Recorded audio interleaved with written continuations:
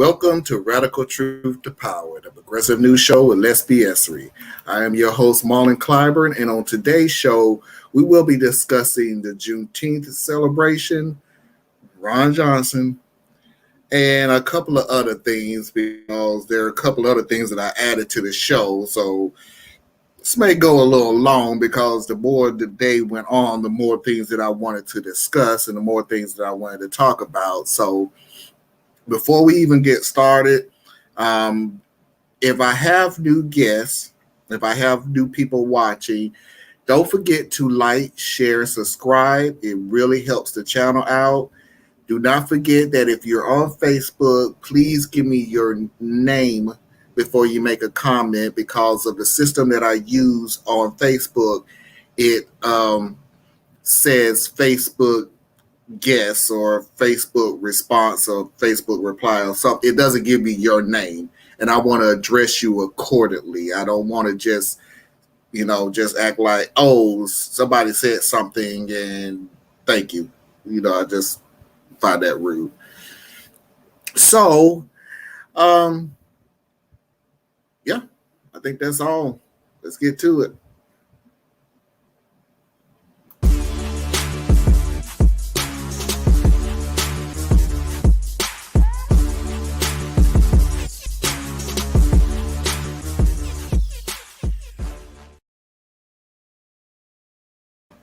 So, by this time, everybody, oh, by the way, happy belated Juneteenth. I wrote the news that it did pass in the Senate to be a holiday. I was kind of skeptical about that, and I'll explain to you later on why. But happy Juneteenth. I was thrown two questions throughout the week that I have to discuss. That some people was getting confused about, and they told me not to give them your name because apparently every black person is supposed to know every doggone thing about every black holiday. I even said that. I was like, you could ask me. It's not that big. Yeah, but just don't share who it came from. Okay, fine. I won't. So the first question was Juneteenth created because it was the end of slavery? Yes and no. Technically, Juneteenth was the end of slavery for the majority of the United States. And even though Texas was the last in the Union to end slavery, that's why they said ended slavery in the United States. Now here comes the untechnical part. Untechnically, Kentucky and Delaware didn't secede even after the war. So they didn't listen to the proclamation, the Emancipation Proclamation. So they kept it going. And it wasn't until it was written in the Constitution, the 13th Amendment, that Kentucky and Delaware jumped on board. And of course, the main one person that probably held out on it is Mitch McConnell from Kentucky, because he was probably there. So the second question was, why did it take 2 years to get to and why did it take so long after the war? Because if you don't know, the war ended 2 years before the soldiers went into Texas and ended slavery. I found a little bit of information on that because I was kind of actually blaming the government. I actually was really going like, hey, they was going to take their time to get to wherever it is. I mean, we are talking about the end of slavery. We're not going to rush to tell everybody it was the end of slavery. Actually, it was Texas' fault. And it was Texas' fault because Texas already knew about it. They knew when it happened. Let me just read this one excerpt. This is how sketchy. This is how tacky. This is how disgusting Texas was back then. The proclamation was common knowledge by the time Gardner arrived in Galveston. On January 14, 1863, a Houston newspaper reported the resolution endorsing Lincoln's Emancipation Proclamation was adopted in the Federal House of Representatives 78-51. So they already even voted on it in the Texas House of Representatives in Texas to say, okay, we agree, we're done with it. More than 100 Texas newspapers mentioned the Emancipation Proclamation between 1862 and 1864. So again, you can't sit there and say, oh, we didn't know slavery ended, so that's why we kept it going. Everybody knew. Or I guess, at the very least, very few people did not know in Texas that the slaves were free. Lincoln's directive was enforced only when federal soldiers got to Texas much later. Houston was emancipated on January 20th. Houston was emancipated on June 20th. Austin wasn't liberated until June 23rd. So even with Texans knowing that the war was over, even though Texans knew slavery was over, they didn't care. They was literally forced. They was forced to abolish slavery in that state. So it took some celebration. This is really something to celebrate Juneteenth. I'm not taking that away, because even after the abolishment of slavery, slaves still had to scratch and claw for 2 extra years to even get from under being slavery. It was a sad time. It's so disgusting to believe that even after slavery ended, there were people that was just going to pretend like they were stupid and didn't know what was going on. And obviously, if you're going to act like nothing's going on, you're definitely not going to tell your slaves, hey, you're free. And they got an extra 2 years, and who knows what the hell happened through those 2 years. Free labor, kills, murders, rapes for an extra 2 years. They didn't care. They didn't care. Now, enough of that sad stuff. So let's talk about Juneteenth. And what I really wanted to discuss is, I'm glad it's a federal law. I mean, I'm glad it's a federal holiday. I'm more interested in seeing what next year's Juneteenth is going to be like. I want to see all of a sudden these corporations who decide to celebrate something that was celebrated for years anyway, or it just come to that conclusion. I can't wait to see the Juneteenth Sears sale of tools. I can't wait to see. In other words, I really can't wait to see the corporate greediness in celebrating the end of slavery, taking advantage of a holiday. You did it for the 4th of July. You're going to do it for Juneteenth too. I also wanted to throw this out. It was a post on Facebook that somebody sent to me. Read the comments. You got to read the comments. I was like, okay. So I read the comments, and basically it was a county in North Carolina who's saying we are closing because Juneteenth is a federal holiday. And just one woman came from out of the blue. And I granted, it was one person. And she came out and said, well, they get another holiday. Why? They already have Martin Luther King's birthday. They already have Black History Month. And we know where it was going. But again, she was too cowardly to say Black people don't deserve to have another holiday, because she tried to hide behind, why don't we have more holidays for veterans? We have 2. How many more holidays do you want from that? And by the way, the stupidity to say you have Black History Month. That's not a holiday. That's a learning month. Black History Month. It's to celebrate and understanding of Black culture, Black history. It's not a holiday. It's definitely not even a federal holiday. Nobody takes the whole month of February off.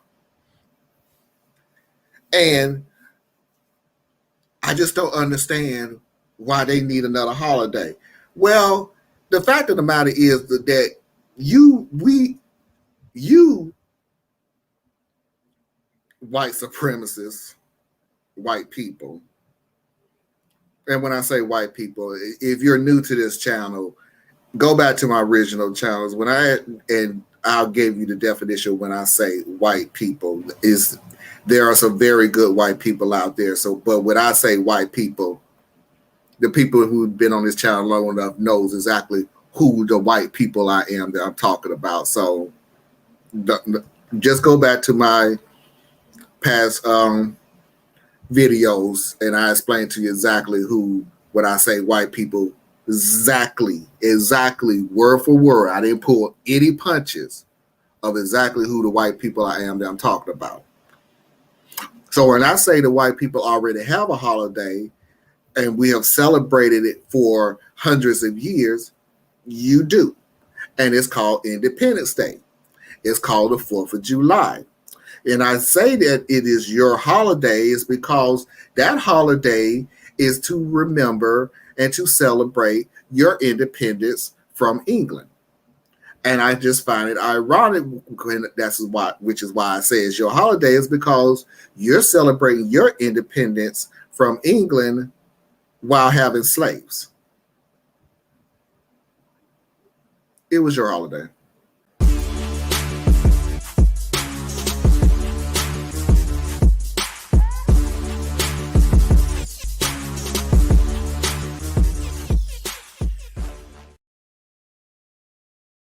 Speaking of just arrogant, self-centered, egotistical, white supremacy, white privilege, and thinks everybody else is dumb except them, is, oh my goodness. And I'm sorry that I'm speechless. It's just that every day it just seems like the more I keep thinking nothing else can surprise me, more things come and surprise me. So of all people to want to celebrate Juneteenth is Ron Johnson of Wisconsin. In case you don't know why I'm saying what I'm saying is, Ron Johnson was the lone vote in 2020 to stop Juneteenth from being a federal holiday. Even this time around, he did vote for it, but it wasn't I really think it's time to celebrate Juneteenth and the end of slavery in America. No, he was like, well, I really still don't think that we should be using taxpayers' money to pay federal employees to take a day off, but nobody seems to want to argue this case anymore. So yeah, basically he was just really reluctant to even vote for it. It was almost like it turned his stomach to even vote for it. So what does this moron decide to do is to show up to Wisconsin at a Juneteenth parade, a celebration.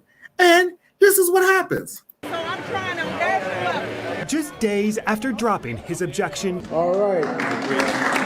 to making Juneteenth a federal holiday, Good morning, how you doing? I'm Ron. Senator Ron Johnson arrived Saturday at Milwaukee's annual Juneteenth celebration. Happy Juneteenth, okay? Nice to meet you. God bless you. Potentially looking to explain why he blocked last year's passage over objections to the price tag of a new federal holiday. A year went by, nobody else seemed to have a problem with that, so I certainly wasn't going to object, and I'm really glad that now this is a national holiday for all time, that we can celebrate the emancipation of the slaves. Okay? only to be confronted by a crowd not happy to see him. Can I just say, this is not the way you heal a nation, okay?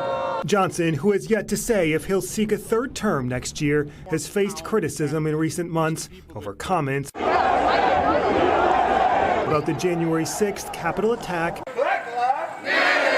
and race, seemingly culminating this weekend face-to-face. You got some people here that are just sort of nasty. It's unfortunate. Again, this is not how you heal this nation.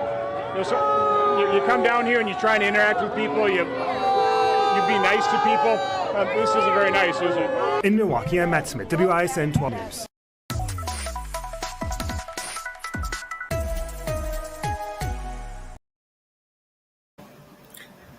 So he wholeheartedly believed everything that he said. I'm not going to sit here and lie and say that he didn't. He believed everything that he said, except for the healing of the nation. He has no desire to heal the nation. He has no willingness to heal the nation, because healing the nation means that they have to take responsibility in some of the stupidest things that they did, including the January 6th insurrection on the Capitol. And he's not willing to do that. So when he says this is no way to heal the nation, what he's really saying is, I can act as stupid and as ignorant and treat you, the black people, any way that I want to, and you either accept it or you don't. But don't dare say anything back to me. Don't boo me. Don't say anything bad about me. Just if it happens, it happens. And if it don't, it don't. It's not like this is the first time Ron Johnson has said anything nasty about the minorities in this country. He blames us for every damn thing he could possibly think of. But he was absolutely being sincere. He absolutely thought, I can say whatever I can want to say about the minorities. I can block whatever I want that's going to help the minorities. But if it does pass, well, let's move on. Let's just move on. Let's just forget about what I said. Let's just have that kumbaya spirit that we always had in this country, no matter how much I've been trying to degrade you and to keep you down for as long as I possibly can.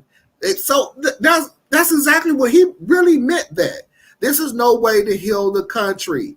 In other words, what happened to the good old days when I could do whatever I wanted to and say whatever I wanted to say, and you black people are supposed to just forget about it. Yeah, you got your ass booed, and you deserved every little bit of it. And the funny thing about it is, he ain't gonna learn a damn thing about it. You already see right now, literally saying there's some nasty people in this country. No, there is some nasty people in this country, but it ain't who you think it is, trying to slide that little thing in, saying nasty as in the black people are being nasty. No, the nasty people are the ones who was the only vote against Juneteenth being a holiday last year and reluctantly voted for it this year, and have the audacity to show up at a Juneteenth parade and think that everybody's going to shake your hands and kiss your feet and be so grateful to you. You right. There are some nasty people in this country, and you are one of them.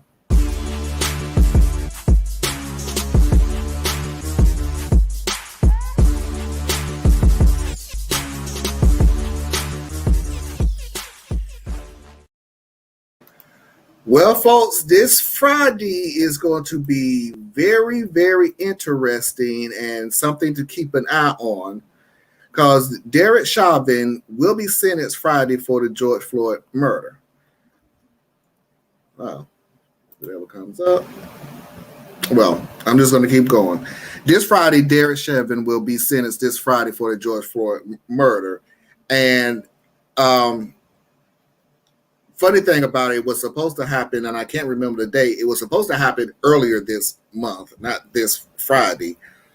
And I'm sort of want to keep an eye on it, because the gap for what the prosecutors want and what the defense want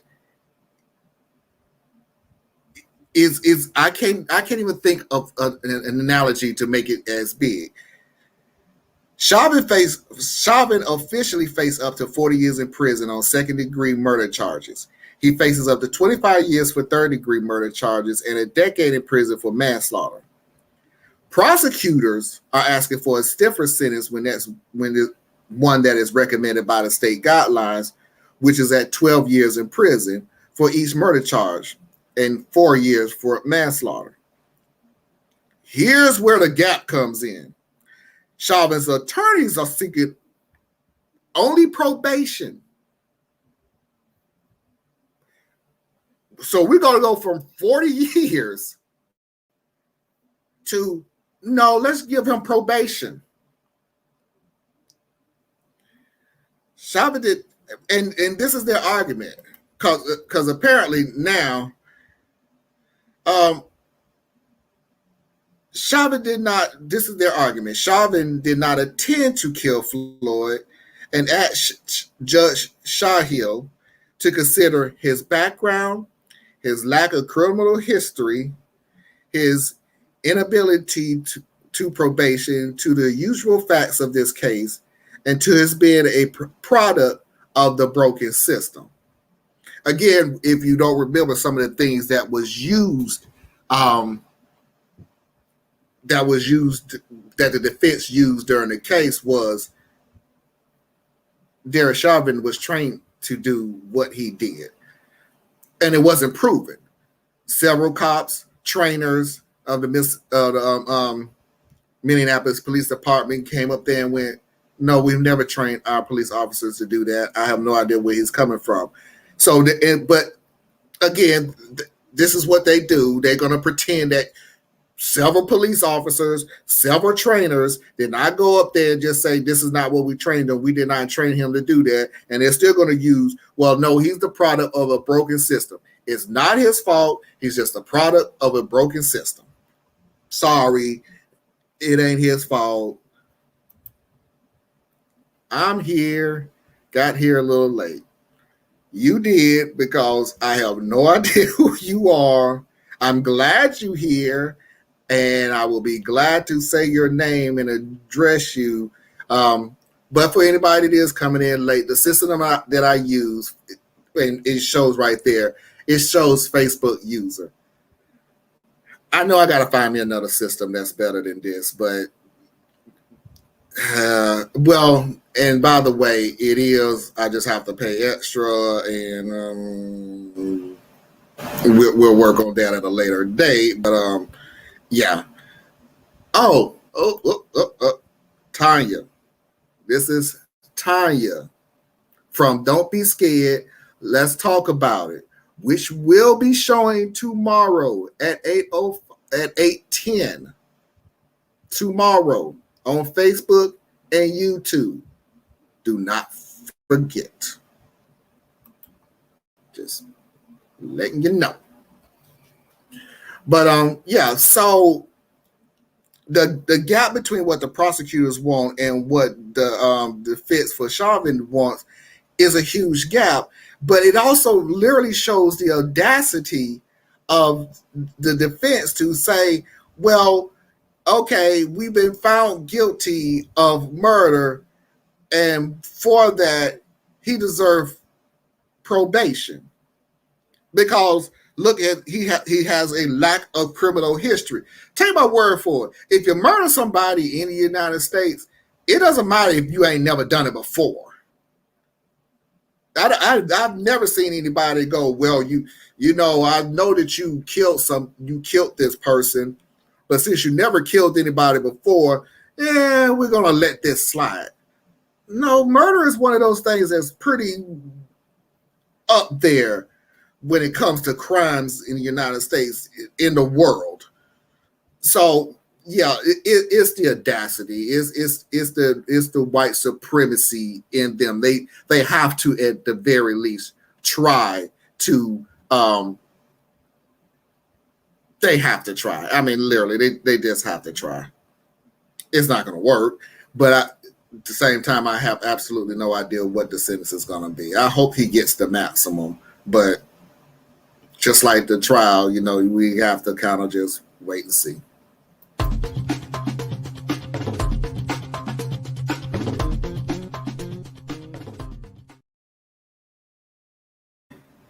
So I wanted to, oh goodness.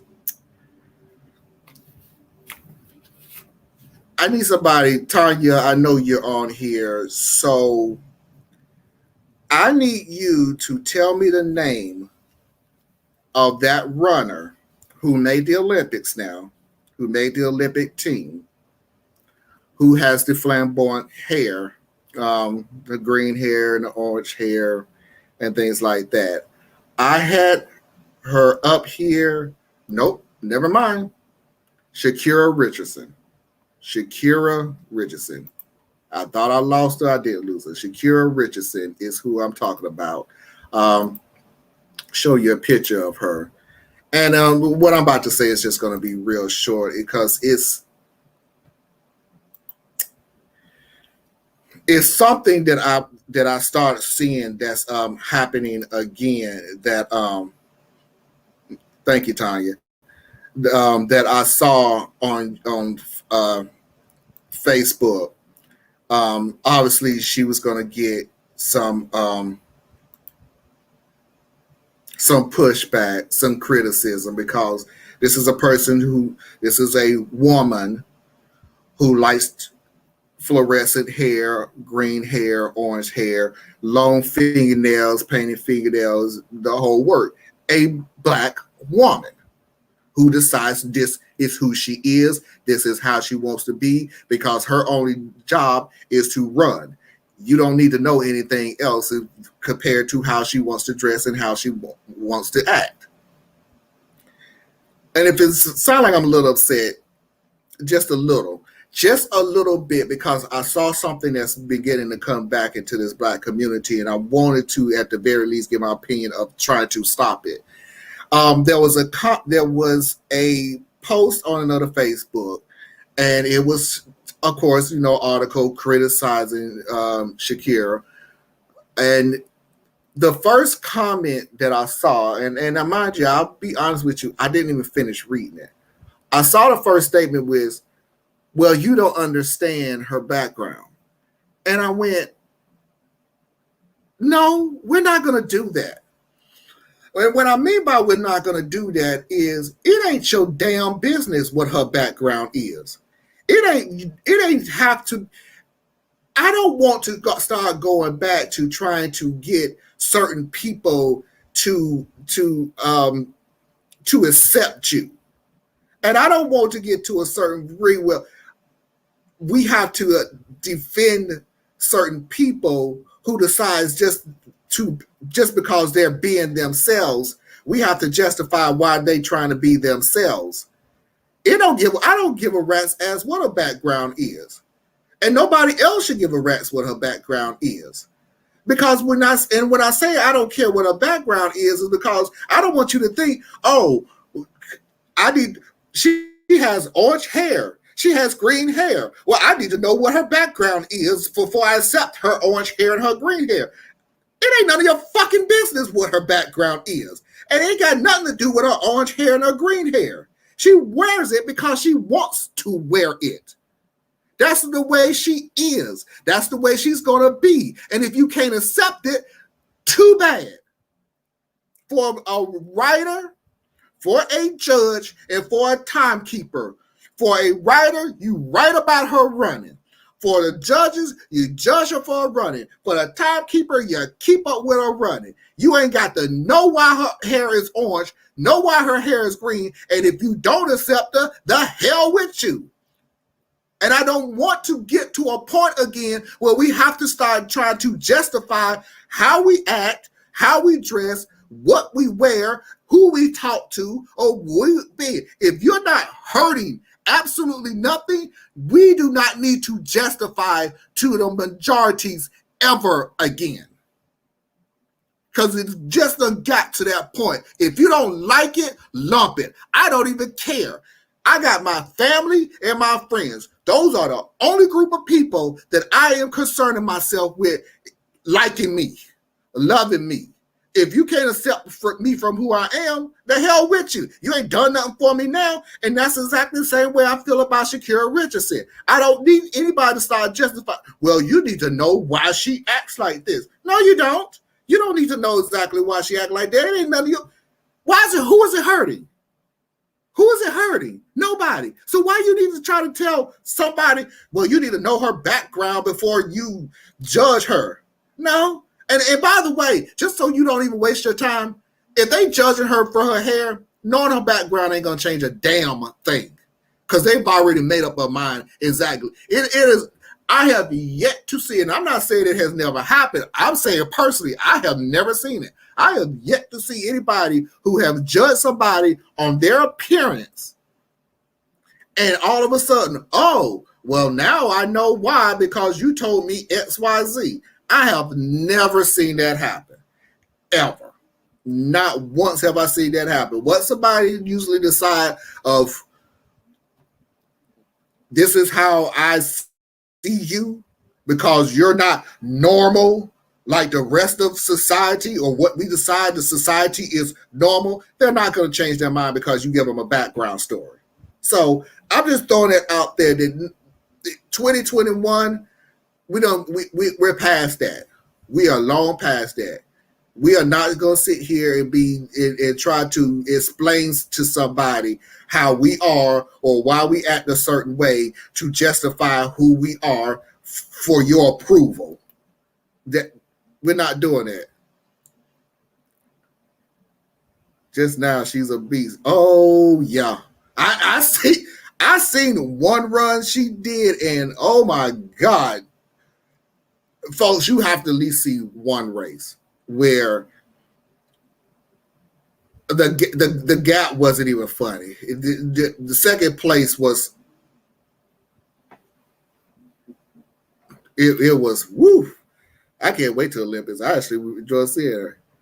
Right, she is unapologetically who she is. Everybody should be that. She's not hurting anybody. Yet once again we go, well, don't judge her. You don't know her background.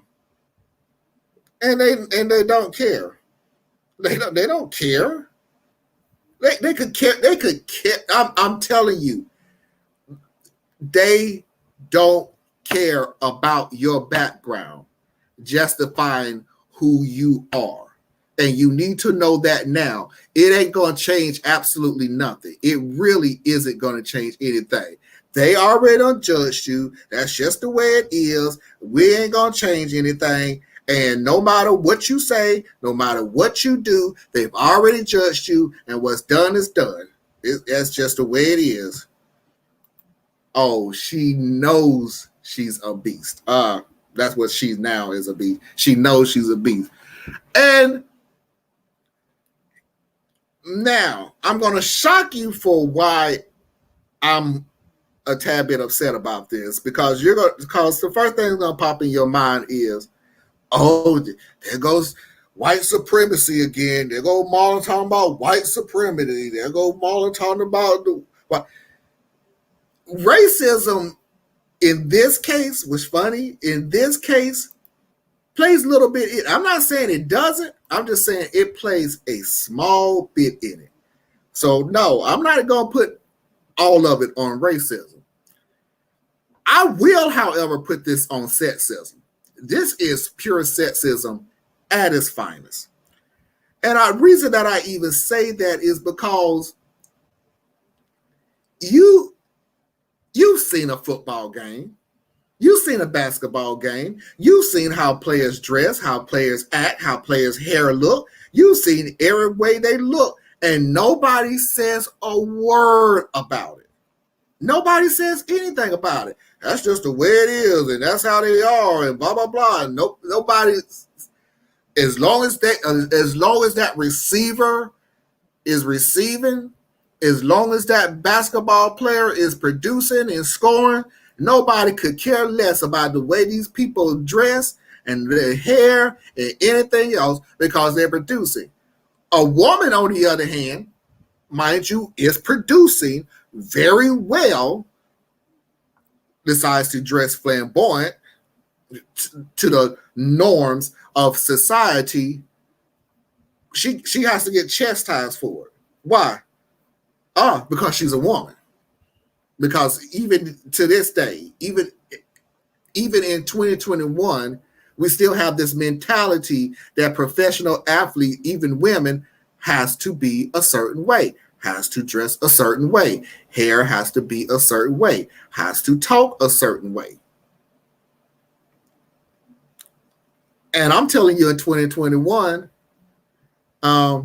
they still have made these magical buttons for computers and for TVs. And it's called the cutoff button. It's called the turn off button. Either name that you want to use. If you don't like it, you can use it. Not going to bother you at all.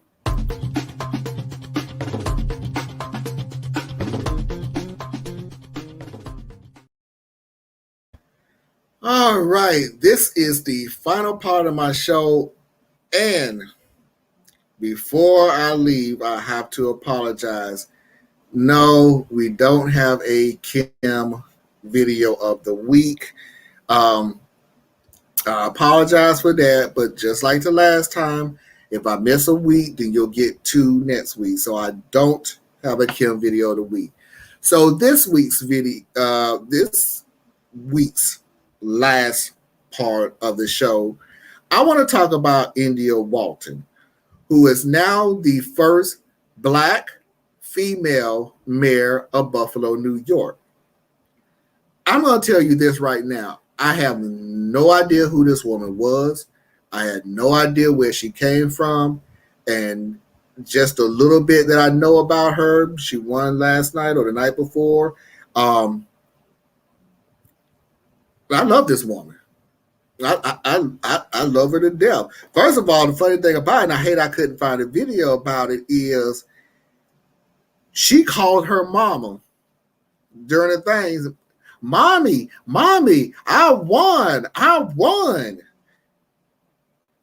It's off the bat that started make me look at her like, okay, she's a little genuine, but after 2020, you kind of skeptical on anybody that's brand new. So you kind of just, Tanya, what she won, she is the first Black female mayor of Buffalo, New York. So she won. She's the mayor of Buffalo, New York. Now, there's 2 things that I want to show you that just made me feel closer and closer to her. Remember I told you a while back that Republicans love to take anything and any word, any phrase, and make it bad. Because making it bad and saying it long enough makes you feel that it's a bad thing. Socialist is one of them. Woke, Black Lives Matter. Anything that they say over and over again is a bad thing, you start to believe that it's a bad thing. So I guess this reporter during the election, during the results was coming in, tried to get her with a got you question. And the question was, so are you a socialist?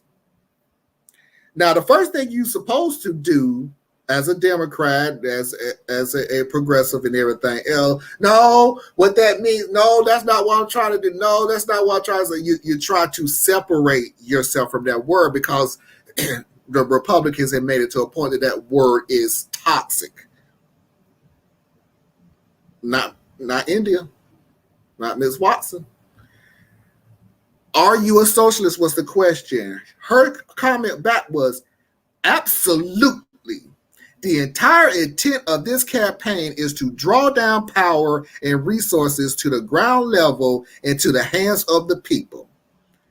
Nobody says it was socialism when it went to the rich for tax cuts or to bail out the banks in Wall Street.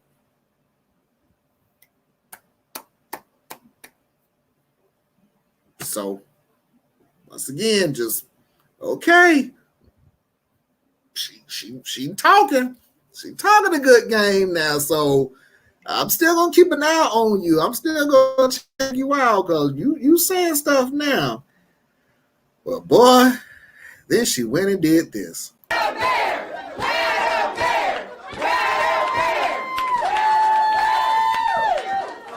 not going to belabor this because I want to get back to the celebration. I just want to say thank you, thank you, thank you. Thank you, thank you, thank you. This victory is ours. And it is the first of many. If you are in an elected office right now, you are being put on notice.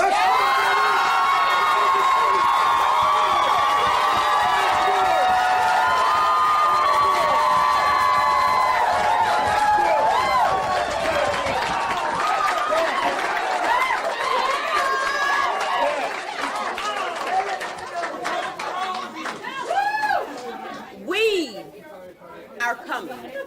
Yes. Tell me what democracy looks like! This is what democracy looks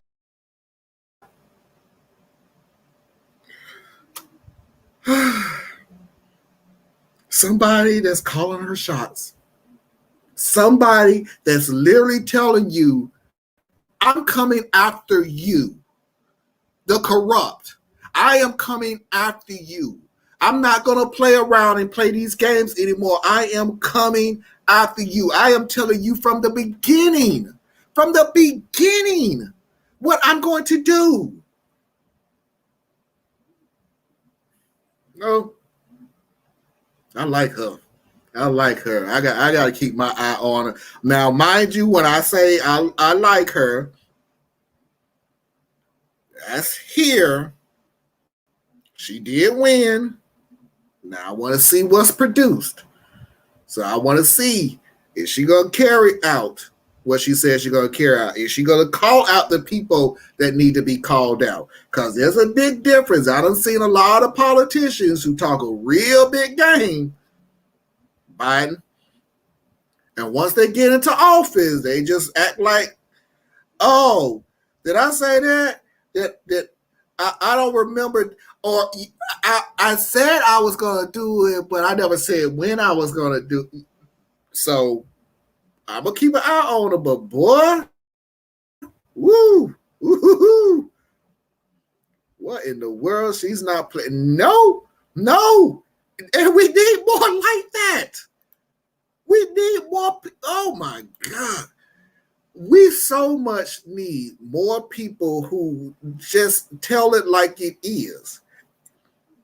You never called it socialism when you gave the rich tax cutoffs or bailout Bates and Wall Street. But if you want to give it to the people, it's socialism. If you want to give it to rich people and bail out Bates and Wall Street, that's not socialism. So now, are you a socialism? First word out of her mouth. Absolutely. Not, well, I have social tendencies. Well, not socialism as what you know. Her first exact word on film. Are you a socialist? Absolutely. The entire intent of this campaign is to draw down power and resources to the ground level to hand it to the people. She said it. She said it on film. You can rewind it and hear it all over again. We need more politicians like that, for real. For real. We need more politicians like that. Well, that is my show for tonight. I truly thank you for watching. Please do not forget to like, share, subscribe. Please do not forget tomorrow, don't be scared, let's talk about it at 8:10. Please do not forget about the relationship with the Simpsons that start at 7 o'clock. Both of those shows are on Facebook and YouTube. So until next time, I'll see you when I see you. Peace.